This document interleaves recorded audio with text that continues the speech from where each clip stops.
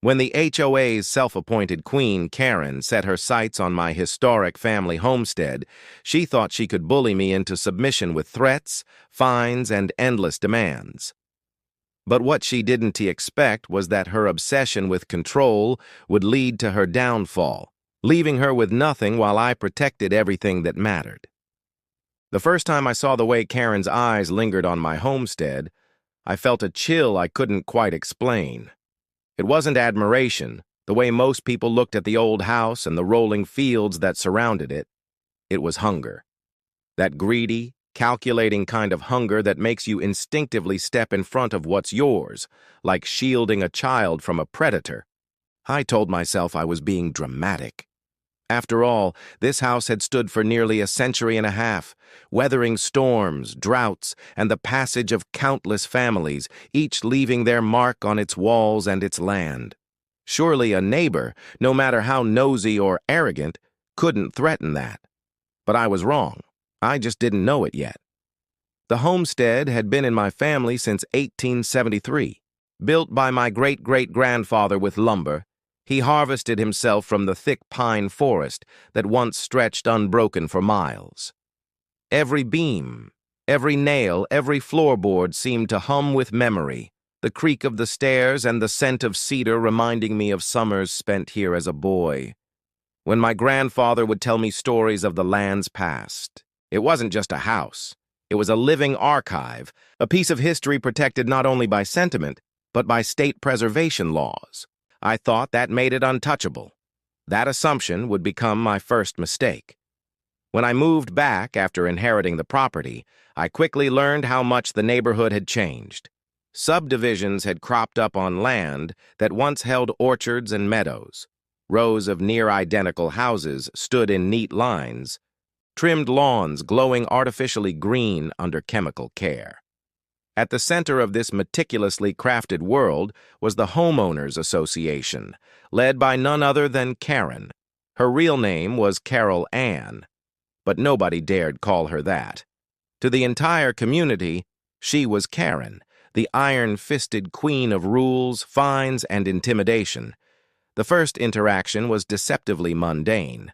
I was repainting the front porch, trying to match the weathered shade of eggshell white that had coated the boards since the 1920s. A shadow fell across me, and when I looked up, there she was. Short blonde bob, oversized sunglasses, clipboard clutched to her chest like a weapon.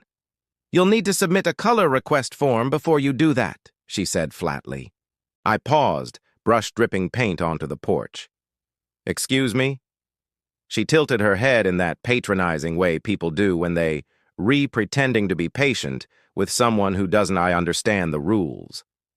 "All exterior paint colors must be approved by the HOA. It's in the guidelines." I wiped my hands on my jeans and stood, towering over her, but feeling strangely small under her gaze. This house isn't under the HOA's jurisdiction. It's older than the development. It's classified as a historic property. Her lips curled slightly, almost imperceptibly, but I caught it. A twitch of irritation she couldn't quite mask. "Everything in this neighborhood is under the HOA's jurisdiction," she replied, her voice tightening. "We all have to maintain certain standards. Otherwise, property values plummet." The word plummet hung in the air like a curse. I'd heard the rumors. How Karen could whip the neighborhood into a frenzy, how she could turn neighbor against neighbor with a whisper about lowered values or unacceptable appearances. People were afraid of her, though no one admitted it outright. I shook my head. "This house predates your HOA by about 100 years. You don't have authority here." She scribbled something on her clipboard, then snapped it shut. "We'll see," she said, and walked away. That was the first demand, small, almost laughable in its absurdity, but it was only the beginning. Over the next few weeks, envelopes began appearing in my mailbox. "Notices of violation," printed in bold letters across the top. The first cited the height of my grass, which had supposedly exceeded approved limits. Another demanded that I remove the wooden fence my grandfather had built by hand, insisting it was non-compliant with aesthetic guidelines. A third warned that my front-facing windows didn't have uniform treatments. Each letter came with a fine attached, the numbers climbing steadily higher. At first, I ignored them. It seemed ridiculous, like spam mail or a prank. But then came the late-night knocks on my door. I'd open it to find no one there, just a slip of paper wedged in the screen. Failure to comply will result in escalated action. The strangest part wasn't the notes. It was the feeling that I was being watched. I'd catch glimpses of Karen's SUV idling at the end of my long gravel driveway, headlights off, engine humming. Sometimes I'd see the flash of her sunglasses reflecting sunlight as she stood on the corner of the street, pretending to check her phone while her gaze never left my house. It was unsettling, like being stalked by something that wore the mask of civility. One evening, I found her actually standing in my yard. She didn't bother knocking this time.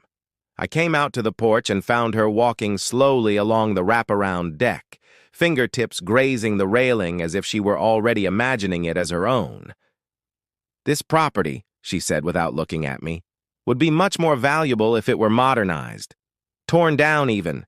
Replaced with something that fits the community's standards." My chest tightened. "This house isn't going anywhere. It's protected by law." Karen finally turned, and for the first time, her mask slipped entirely. Her smile was sharp, her eyes glittering with something far too intense for a simple neighborhood dispute. "Laws change," she whispered.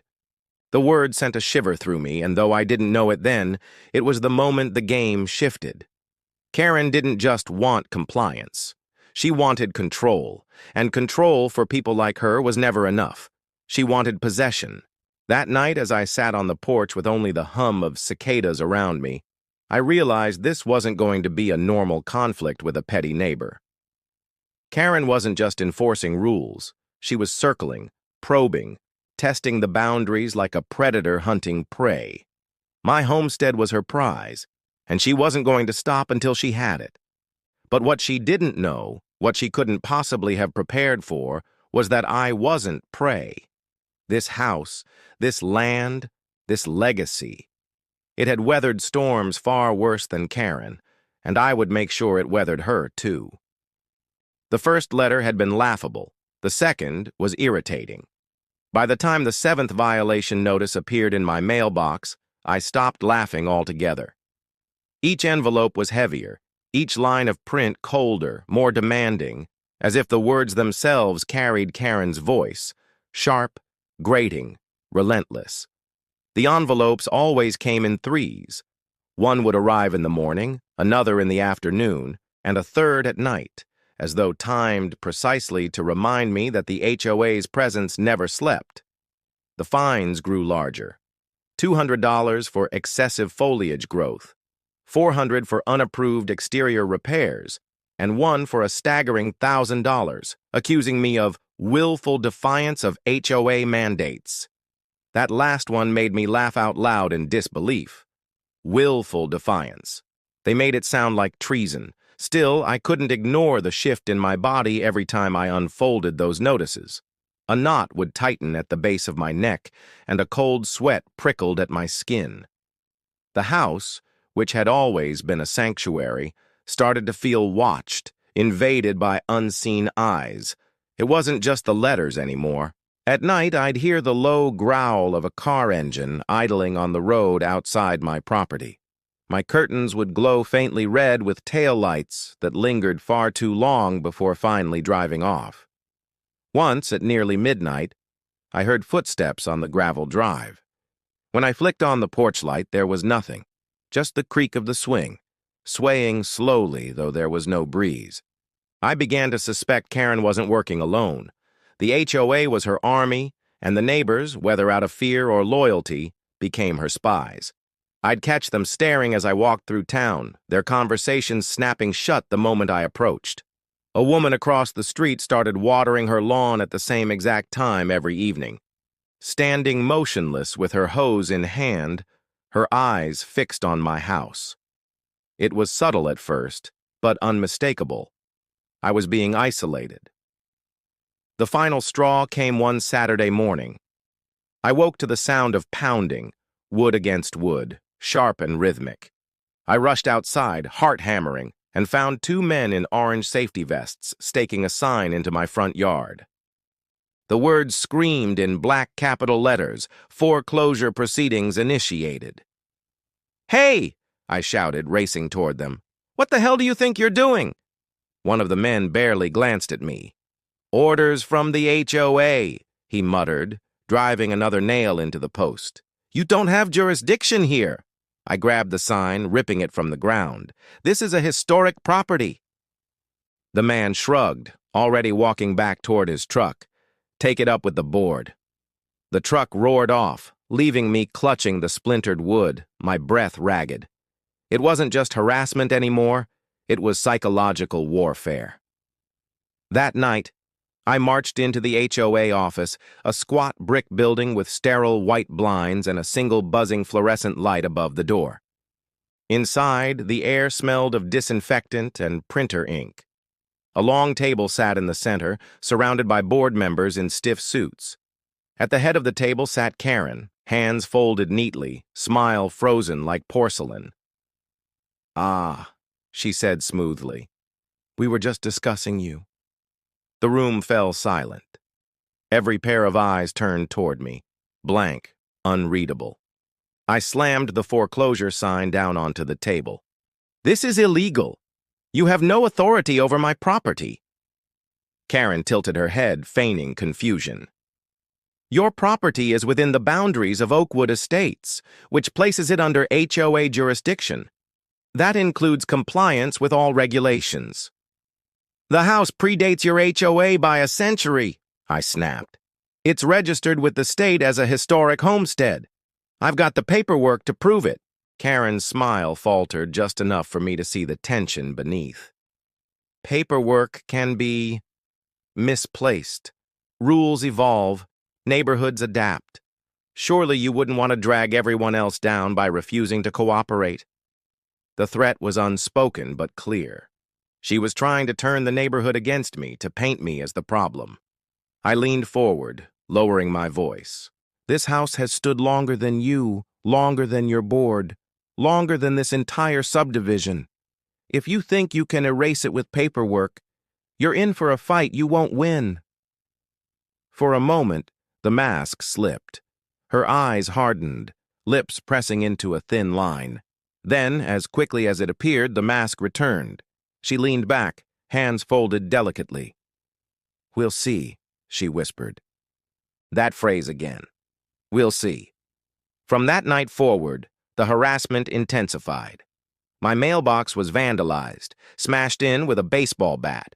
My fence was spray-painted with crude symbols.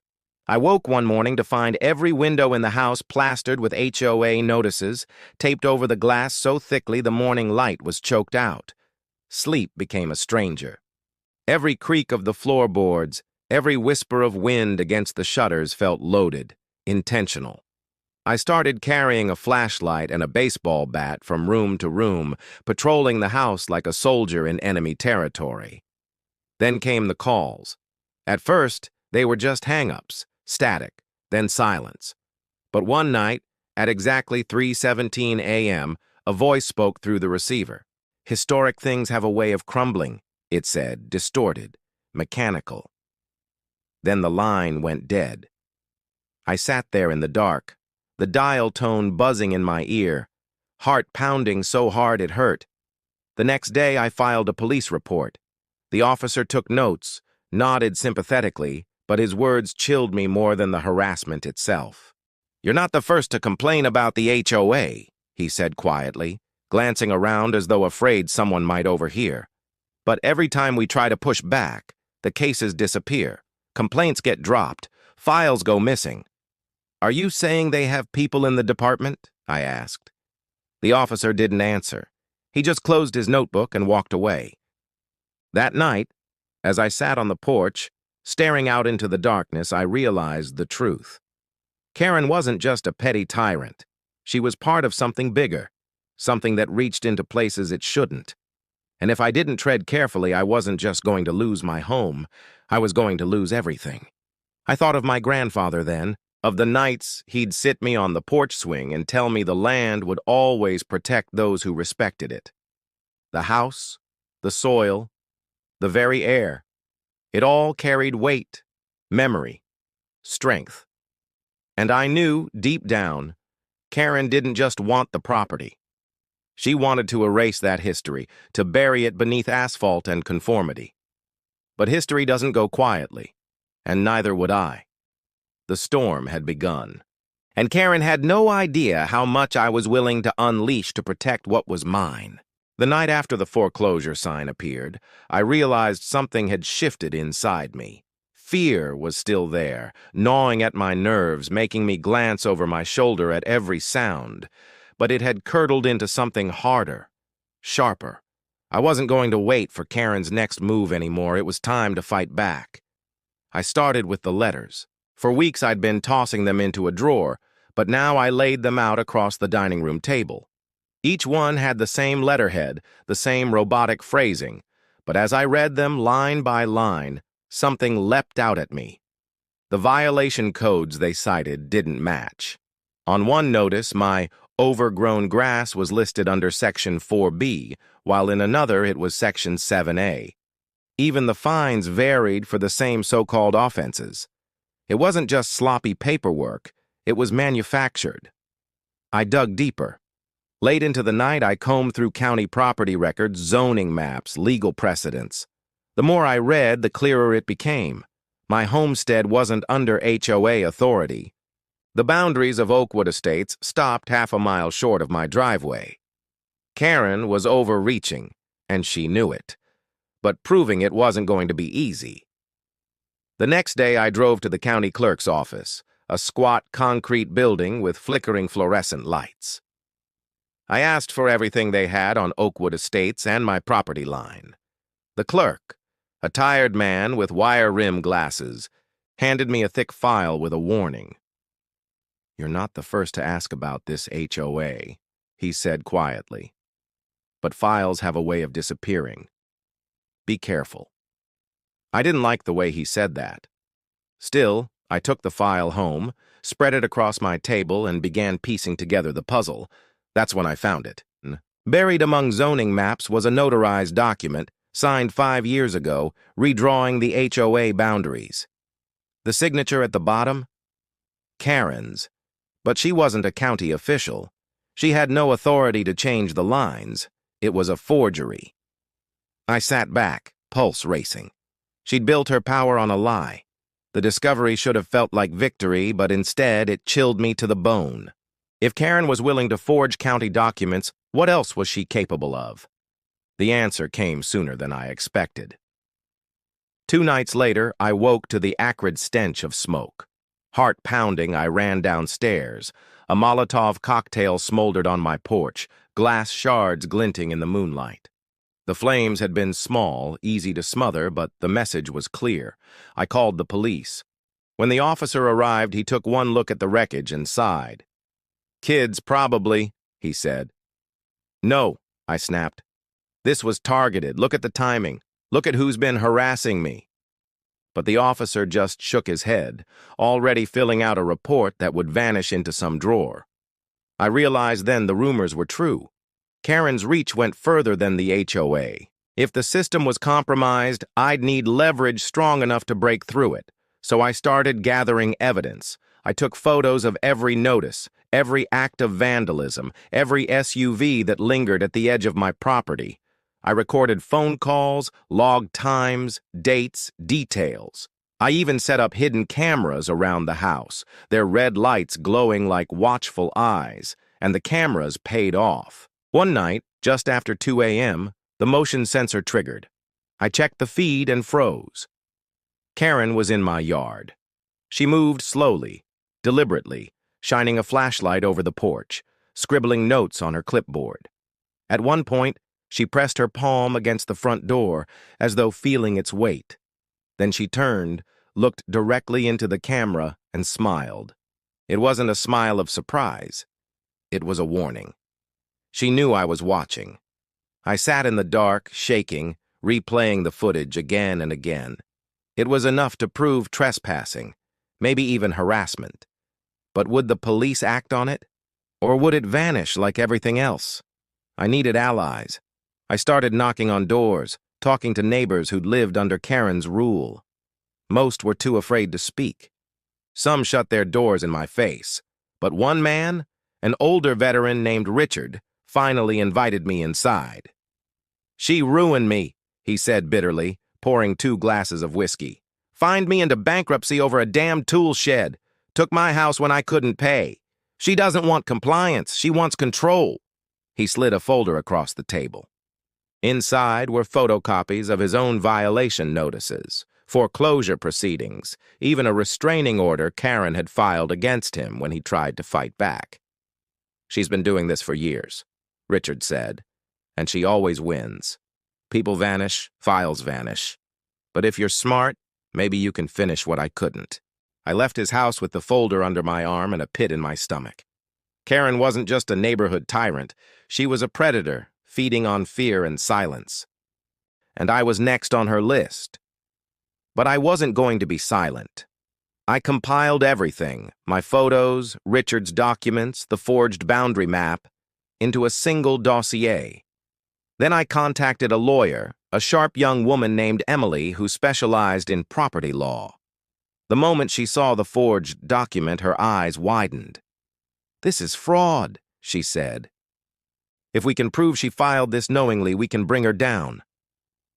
For the first time in weeks, hope stirred in my chest.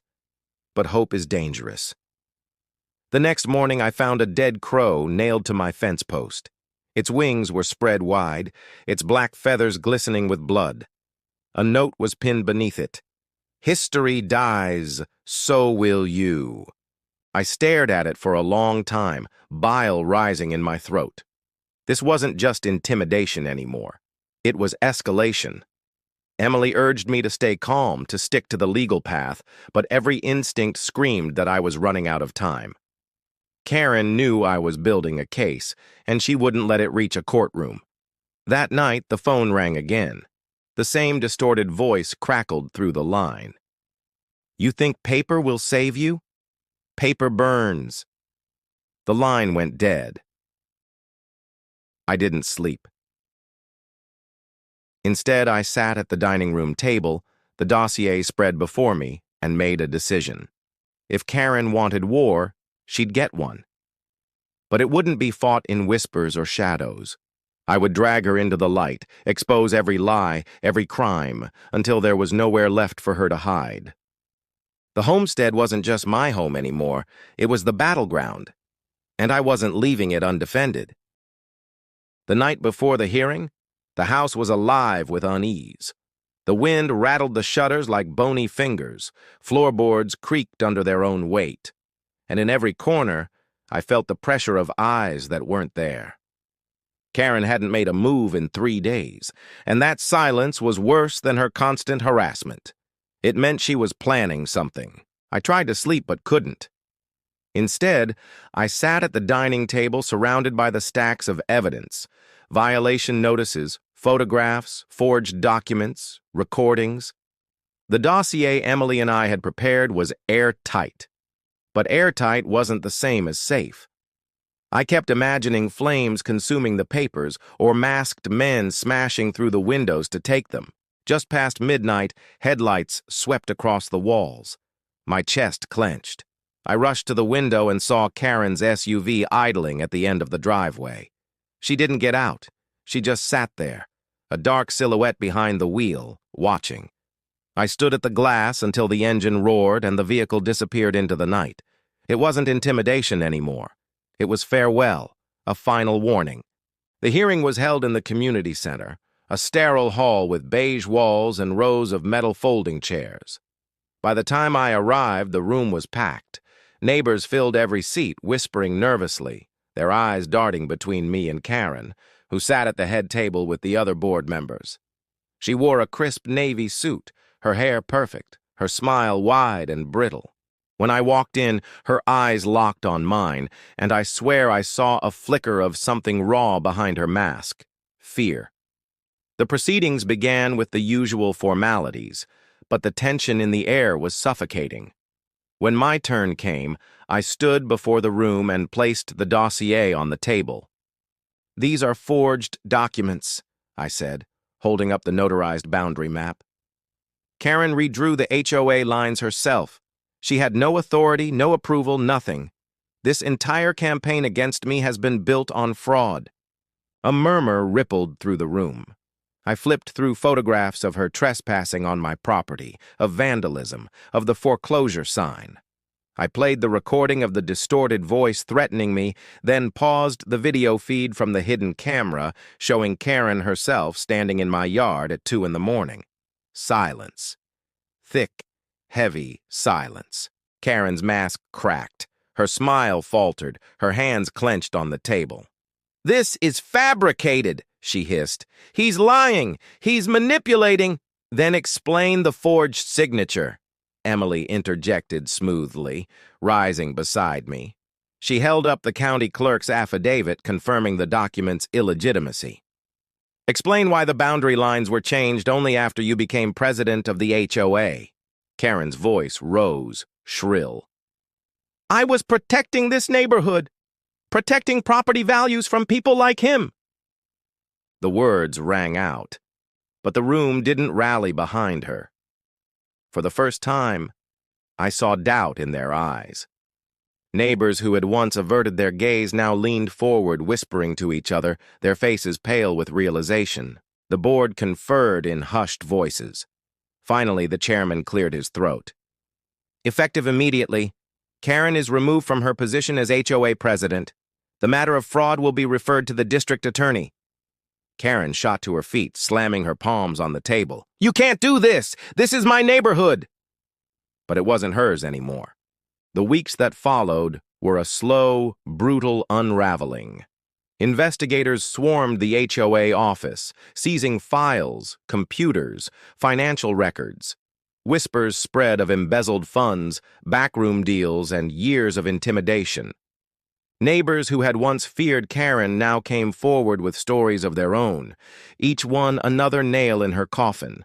Her downfall wasn't explosive. It was suffocating, like a noose tightening. She fought at first, screaming at meetings, threatening lawsuits, but every attempt only dug her hole deeper. When the fraud charges landed, her empire collapsed. And then came the foreclosure. It was almost poetic.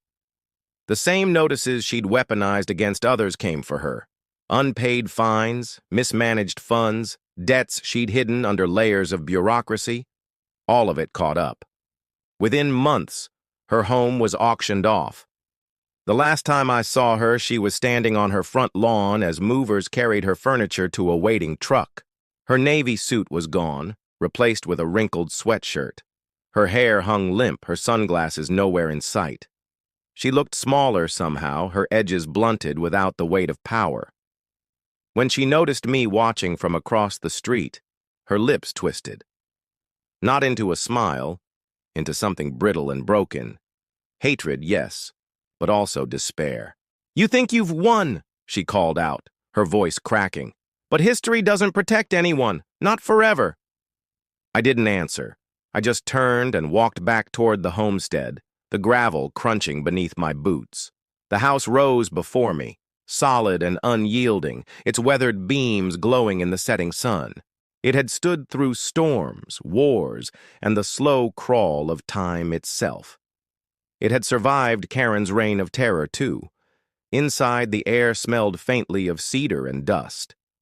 I placed the dossier in a locked drawer, not as evidence anymore, but as a record, a reminder that history only endures when someone is willing to fight for it. For the first time in months, I slept without fear. No engines idling in the dark, no distorted voices on the phone, no figures lurking in the yard. Only silence, deep and steady, broken only by the house's familiar creaks. Karen had lost everything: her power, her reputation, her home. She had tried to erase history, and in the end, she had erased herself. The homestead still stood, and it always would.